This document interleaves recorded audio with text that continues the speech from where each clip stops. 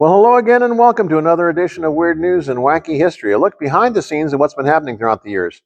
I'm your host, Pastor Roland Moss, that old history dude. Say, you like fresh baked goodness? Good, because it's in the oven.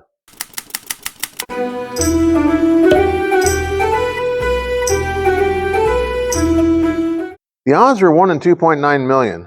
When the March 30th, 2005 Powerball drawing produced a single $13.8 million winner, no one was much surprised. When the very same drawing yielded 110 second place winners, each with the very same 5 correct numbers, lottery officials were suspicious. Statistically, that's impossible. But it proved to be legitimate. So between 100,000 and 500,000, depending on if players paid an extra $1 for the power play option, was paid out of lottery coffers to the lucky players. But how could that be? All 110 had eaten at the favorite Chinese restaurant, and their fortune cookies contained the same lucky numbers: 22, 28, 32, 33, 39. They all missed with one, predicting 40 instead of 42. But it could have been much worse. Wonton Foods Incorporated of Long Island City, New York, bakes some 4 million fortune cookies every single day and markets them under a variety of brand names. "We were so excited," commented company president Ho Sing Lee. "I knew people take our lucky numbers seriously, but it showed that we really do tell fortunes, and we are happy that so many people have benefited." No word from the decidedly unhappy lottery officials. Others bake on a truly gigantic scale. Cranking out Christmas goodies for the cookie exchange, the office party, juniors class get together, and the church social seem to be never ending at times. If so, then pause for a moment to consider the gingerbread house at San Francisco's Fairmont Hotel. Built on a sturdy wooden framework, this 22-foot-tall winter wonderland opens each year to the oohs and ahs of adults and children alike. Planning starts in July, and it takes 520 hours to make and assemble the full-size Victorian structure. Icing created from 50 gallons of egg whites and 1,000 pounds of powdered sugar is needed to make the fluffy icing mortar that holds the 8,000 gingerbread bricks and 650 pounds of candy in place. You can even book swanky dinner dates inside. $300 will secure you 2 hours of sugar rush splendor. But be sure to bring your wallet. There's a $1,200 minimum on the food and drink, tax, and tip.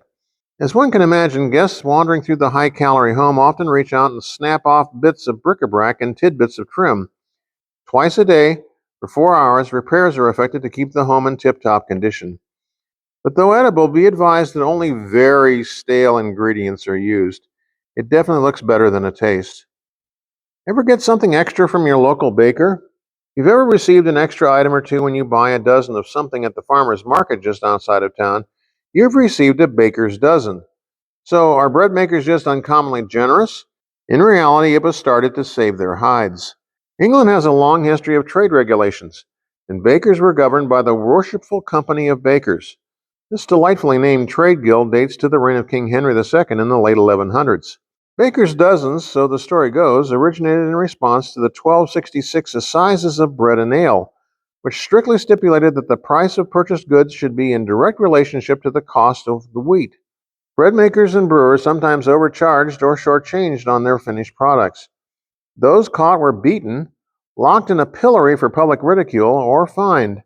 He noticed in the 1477 Chronicle of London reported that a baker named John Mundu was, quote, shrived upon the pillory for selling underweight bread. Ooh, sounds painful.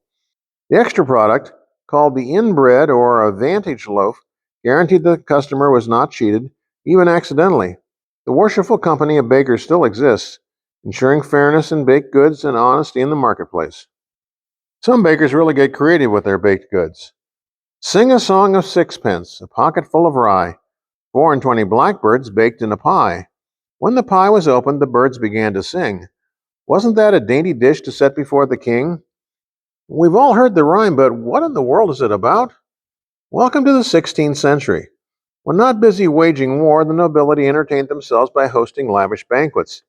In the midst of the numerous courses were served an entremets, French for an in-between, an amusing baked creation. Originally cakes shaped like the manor houses or castles, the bakers were soon busy trying to outdo each other.